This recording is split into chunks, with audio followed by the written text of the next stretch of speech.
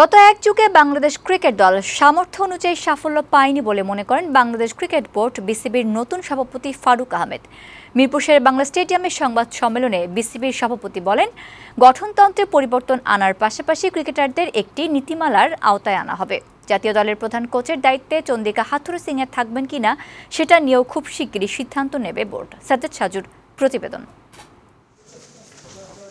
Bangladesh cricket বোর্ডের সভাপতির দায়িত্ব নিলেন জাতীয় দলের সাবেক অধিনায়ক ফারুক আহমেদ। দেশের ক্রিকেট ইতিহাসে এই প্রথম জাতীয় দলের কোনো অধিনায়ক বিসিবির সভাপতি হলেন।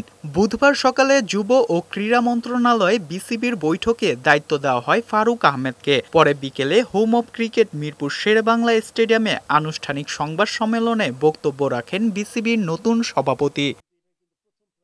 ফারুক আহমেদ জানান, বিসিবির নানা অনিয়ম ও দুর্নীতি দূর করতে তারা কাজ করবেন।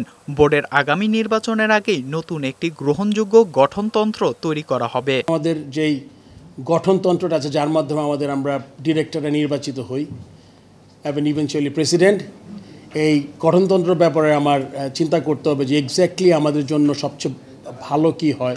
যদিও গঠনতন্ত্র আপনার নেক্সট ইয়ারে হয়তো ইলেকশন আছে আরেকটা, তার আগের মধ্যে আমাদের গঠনতন্ত্র একটু হাত দিতে হবে এবং যেটা আমরা করব যাতে সত্যি যারা ক্রিকেট ভালোবাসে এবং ক্রিকেটের জন্য কিছু করতে চায় তাদের আসলে অগ্রাধিকার দেওয়া উচিত।